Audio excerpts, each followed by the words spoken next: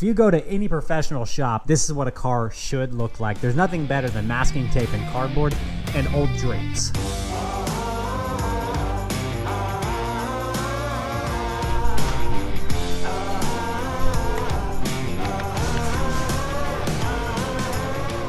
What's going on, guys? Aloha, welcome back to the channel. Welcome back to this little piece of paradise that I call the Lone Star Hawaiian Garage. We have all the garage doors opened up just to sit back and appreciate the fleet right here. We have our Dodge Charger SRT 392, our 2020 Silverado Trail Boss, and the OG, the Lone Star Hawaiian Silverado, the 2007 Silverado here on the right. And then last but not least, but actually absolutely least, the old Mercedes there at the end of the driveway.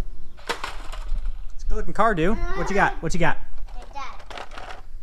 Camaro ZL1 Hennessy. We got a lot of work to do tonight on this beautiful evening here in North Texas, guys. We have a lot of work to do on one of our vehicles. Before we get into it, we need to talk about something right quick. So in our last video, we talked about potentially getting rid of our SRT Charger. At the time, I was kind of exploring the idea. Hadn't made the commitment yet, but my goodness, do you guys want to see this thing gone and replaced with something more exciting? And in that video, we talked about 5 potential options, 2 of which were within the Corvette platform, the C5 Generation Z06 or C6 Z06. Other platforms you're looking into is potentially the 6th generation Camaro, an SS1LE, or the ZL1.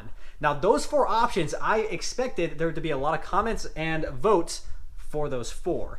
But throwing you guys a curveball there at the end, I mentioned potentially looking into a 1980s Monte Carlo. Yeah, a 1980s Monte Carlo was actually my first car ever. 1984 Monte Carlo LS, looked like an old grandma car, but I had a dream of making it a new school muscle car. But regardless, I asked for your comments, for your votes in our last video, and my goodness, did you guys not disappoint? I did not expect or anticipate the amount of freaking comments that you guys left. And not only that, the car that you actually want to see on the channel, I did not expect either. So let's talk about the results. So what I did over the last 3 hours of my life is actually go through every single one of your comments and tally what your votes were. And in fifth place, voice squeaked a little bit there. Apologies. In 5th place, the C5 Corvette Z06. So it sounds like the C5 might not be, in fact, the option we look into. In 4th place, we have our Camaro SS1LE. Yeah, the SS1LE was something I was seriously considering before we got the Trail Boss. Actually, I was supposed to get the next new car, but you know, things changed. So the SS1LE was something I was looking into, but you know, it came in 4th overall in regards to your votes. Number 3. Please number 3, my lord. Oh, okay. In 3rd place came the C6 Corvette Z06. I expected that to be number 1 by far. It came in 3rd out of all those options. Yeah, that was a surprise. And in 2nd place, yes, 2nd place came the 6th generation Camaro ZL1. Yeah, so that was 2nd place, which means by far, I mean by a landslide, the Monte Carlo 1st place. What in the world, guys? I was kind of being sarcastic, and I really always wanted the Monte Carlo again since I got rid of that one. And oh my goodness, I actually might. I was not kidding, guys. When I said I went through and tallied every one of your votes, I wasn't kidding. But in addition to those votes, what I saw was reoccurring themes or recommendations for other vehicles we didn't talk about. One reoccurring vehicle that kept coming up that I really love, a 69 or 70 Chevrolet Chevelle. Give me your thoughts there. Now, when I was very young, I think 2 or 3 years old, my dad actually had a 1970 Chevrolet Chevelle, and unfortunately it was caught outside in a big hailstorm we had back in the early 90s, and it was just completely destroyed, and we never seen a Chevelle again in this family. So thoughts there, guys? A 1969 or 1970 Chevelle. Votes below. Now, 2 other options I promise we'll get into this video. The 2 last options that we could potentially look into is an F-body Camaro SS, and then last but not least, this came up a few times, the old 55. So about a year ago, we went to my grandfather's house and pulled the old 1955 Chevrolet out of his barn. Now, this thing has seen better days and hasn't run in my lifetime. So to see that come back to life, it has some potential, but I'm gonna have to sell my entire left leg, left arm, and probably the left half of my brain to fund that build. We can explore it though, guys. 55 Chevy. All right, guys, I'm done, I promise. Let's get working.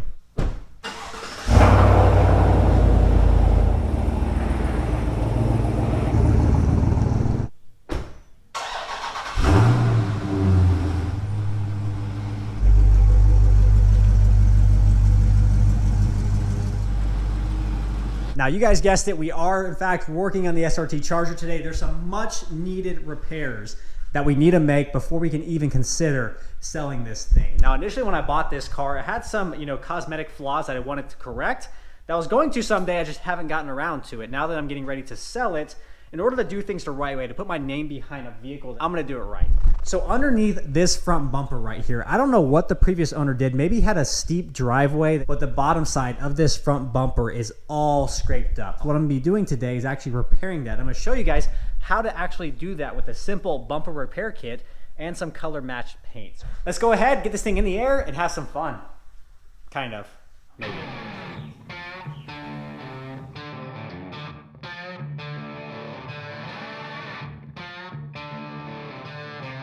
All right, Charger's up in the air. I'm gonna take a look at what we're working on, which is all these lovely beauty marks up underneath the front splitter. So when I bought this car, I noticed immediately the amount of scratches up underneath. It didn't really bother me because one, you can't ever see them unless you're literally underneath the car. And two, I was gonna fix them eventually. So that's what we're doing today. So what I'm gonna do is actually work on everything below this edge right here. And what we're using to do all this, we have a plastic bumper repair kit. I got this off of Amazon. It's actually a really good product, and it comes with everything you need to repair your bumper. Now, if it's plastic, you need certain types of filler, certain types of hardener. So this has everything you need, including sandpaper, gloves. And what I also did was went out and purchased genuine Mopar. So this is the exact paint code that's on my car, which is the pitch black. We got a few cans of those. Don't know how far these are gonna go. These are small cans. And then lastly, we have our clear coat. This is some interesting stuff. I'll explain this a little bit later, but this is basically a two-part paint and hardener. So you actually break a seal, you mix it up, and that's what we're using in today's video. But step number one is to break out the sandpaper. So we got a bit of sanding to do with all those scratches. I'm gonna go ahead and sand those scratches down as smooth as possible. And then once this is all sanded down, we're gonna go ahead and use that filler and smooth over the top of it.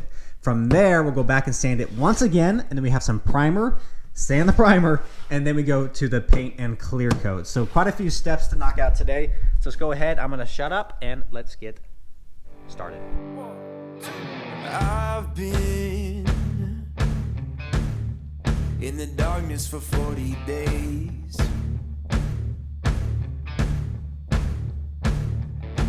I've been searching for holy flames, a sign to light up the way. So can you help me out?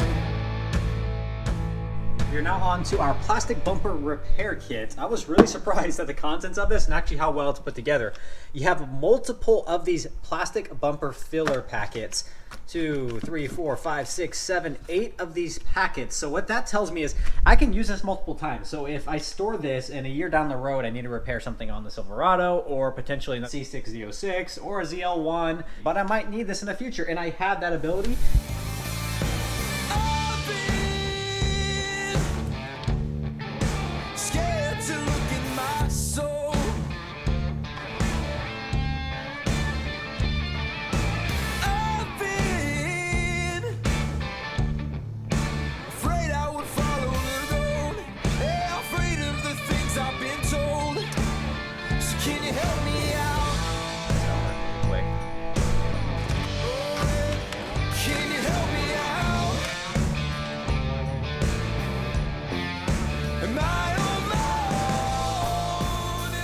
Guys, we are 4 packets through our 8 packet set.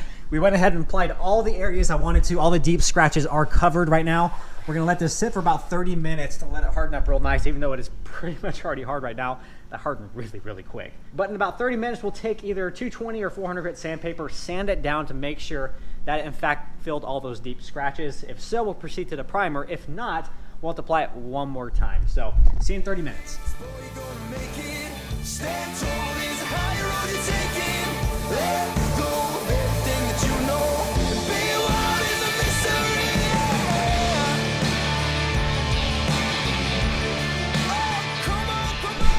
Well, guys, Holy shnikes, it worked. I did not expect that to come out so good. So we're ready for primer, guys. We're gonna let this dry up, so I just wiped it down. But we're gonna hit it with the primer, let it sit for probably an hour or so, let that cure up real good. And we'll come back with a finer grit sandpaper, sand the primer down to get it ready for the actual paint. Not bad.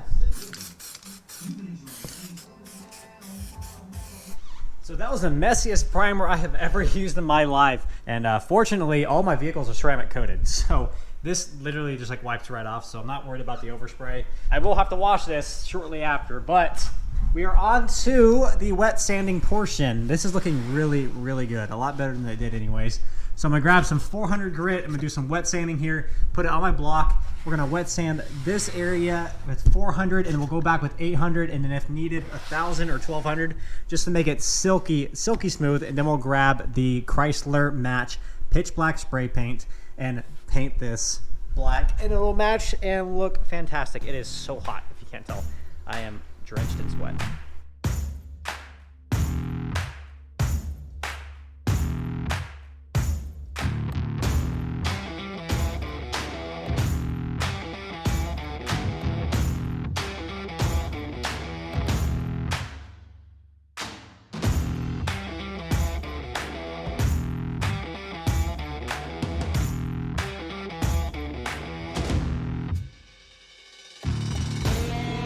All right, guys, we are about there. My goodness, have we done a absolutely professional job. If you go to any professional shop, when you're ready to paint, this is what a car should look like. There's nothing better than masking tape and cardboard and old drapes. We are ready to go, guys. Everything's masked off. How we're gonna do the paint, we're gonna do a light coat first, get a nice tack coat on there, and immediately go back about a minute later with a solid second coat. We're gonna let that dry for about 5 to 10 minutes and go back with a third coat over the top. Hopefully 3 coats is gonna be enough, but we'll see when we get there.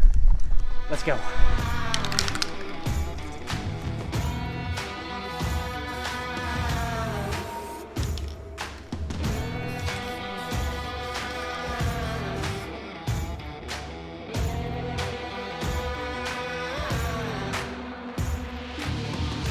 To those of you who paint cars and do it for a living, you guys are artists and scholars.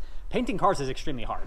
Now what I did with this one, since it is a rattle can and it's hard to keep a wet line all the way across, what I did, I started here on this side and went up and down, all the way across. That way I kept a wet edge as I was going across, because if I were to take a rattle can like this, where the output isn't that great, and go all the way across and all the way back, by the time I got down there, some of these edges would have already been drying, so when I came back across, you would see zebra stripes, and it just wouldn't look very good. But that 5-ounce can just put 2 coats on this splitter here. It looks really good. We're gonna give it about 15 minutes painting cars. I wish I was good at it. Getting there, slowly, but surely, but really slowly. So as we're waiting for the second coat to dry, I realize I'm gonna have quite a bit of extra. So I decided I'm gonna touch up a few of these areas as well. So this is the splitter. It goes up underneath the splitter. And there's 2 rubber pieces that hang down in front of the tires. It's maybe for aerodynamics, it may be to keep the rocks from flicking up and under. Whatever the purpose is, these are starting to fade and they're really ugly. So I'm gonna paint them the same color as the car. Why not?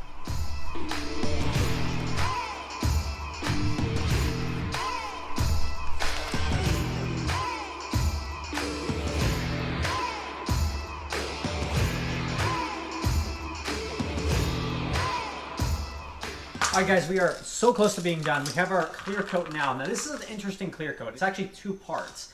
What happens is actually you break the seal on the back side, and it breaks the seal inside. That allows paint and hardener to be mixed together, similar to when you are actually doing a real paint job. So this is as close to a real clear coat as you will get out of an aerosol can, and I'm gonna use it for the first time. I'm excited about this. So you shake this up for 2 minutes, and then you're gonna take the red cap. You take the red cap, hit the bottom, smash it in, you break the seal inside, shake it up for another 2 minutes, and you have 48 hours to apply. After 48 hours, it's no longer good.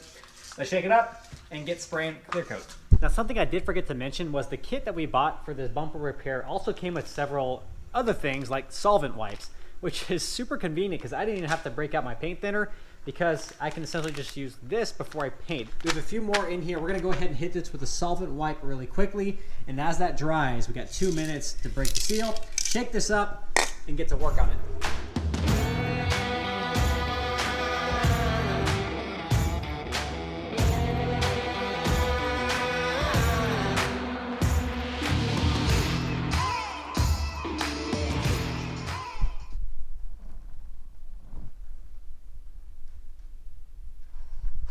Holy crap. Guys, that is the best clear coat I have ever used. My goodness. Not only was the shine just perfect, the spray output was insane. I've never had so much paint come out of an aerosol can before. It came out so quick and so smooth. Look how shiny that is, guys. Hopefully in about 20 we can wipe it down and do a third and final coat. I think because it's clear and because it's up underneath the car, I'm gonna go ahead and lay it on pretty thick. I'm gonna go inside and cool off because I'm sweating like crazy, guys. I'm drenched, totally drenched. But I'm having fun, this is fun.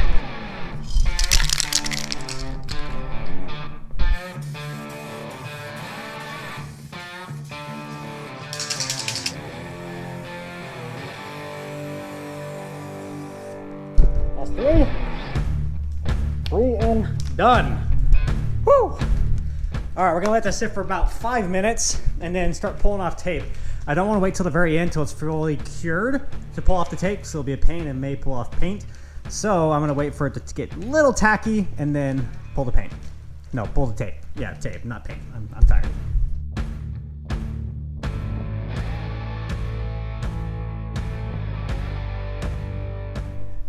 Okay, I'm getting a little carried away while I'm waiting for that paint to dry. I went ahead and cleaned basically the underside plastics off, really nice. And then also, since my front end's up, I got even more carried away. Pulled the front wheels off and actually cleaned everything up under here. This car is the king of brake dust. And because of that, everything just gets coated in brake dust. So we sacrificed a few rags, but these Brembos, my goodness, do these look good right now. We cleaned up the shocks, we cleaned up all the entire wheelhouse. Yeah, and the inside of the rims. So we should be about dry now. And I just cannot believe, I was looking at a photo a second ago of what this looked like before we started. I cannot believe how good it turned out. I was optimistic that it would turn out well, but I have never done this before. And there it is. Again, one thing that I have never done before, which I can now say I have done before, and I'm really happy with the result. Because just like everything we do on this channel, most of the stuff we've never done before, but we are learning as we go. Actually, the underside of the car looks better than the front of the car now. So we're gonna go ahead and get everything bolted back up, get the plastics back up underneath, and then drop the front end back down. Then we'll be done.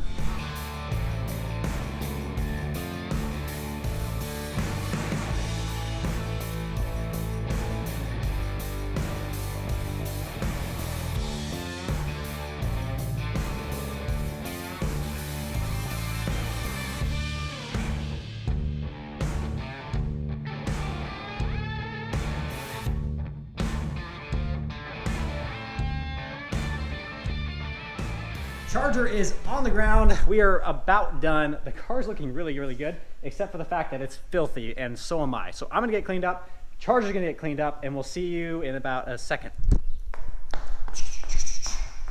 Guys, it's been such a productive morning. I got the garage all cleaned up. It's mopped even. Not only that, the Lone Star Hawaiian Silverado is all cleaned up as well. Man, this ceramic coat just absolutely gleams in the sunlight. Typically when it comes to cars, they look a lot better when it's cloudy because you get the defined lines, but you don't see the imperfections in the paint.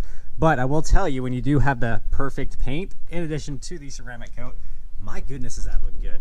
But not only that, check out this.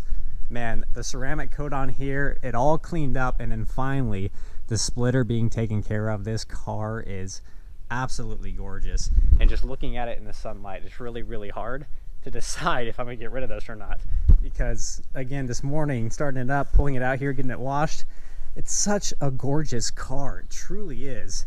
And it's so rowdy, and it's such an enthusiast car. The cockpit, the seat setup, the steering wheel feel, the whole infotainment center, it's all set up for enthusiasts. It's such a fun car. But again, none of that is the point of today's video, none of that. But today's video is the splitter. I'm gonna get way down here for you guys because I am blown away at how good this turned out. Everything is bolted back up. Again, we sprayed these. This is paint matched to the paint itself, so that's actually pretty nice. This no longer looks like an ugly piece of rubber. And then under here, man, look at that. It's such a low car, it's hard to see. Me just knowing that that is taken care of, it makes me so happy because this thing is gorgeous. Once again, man, that looks good.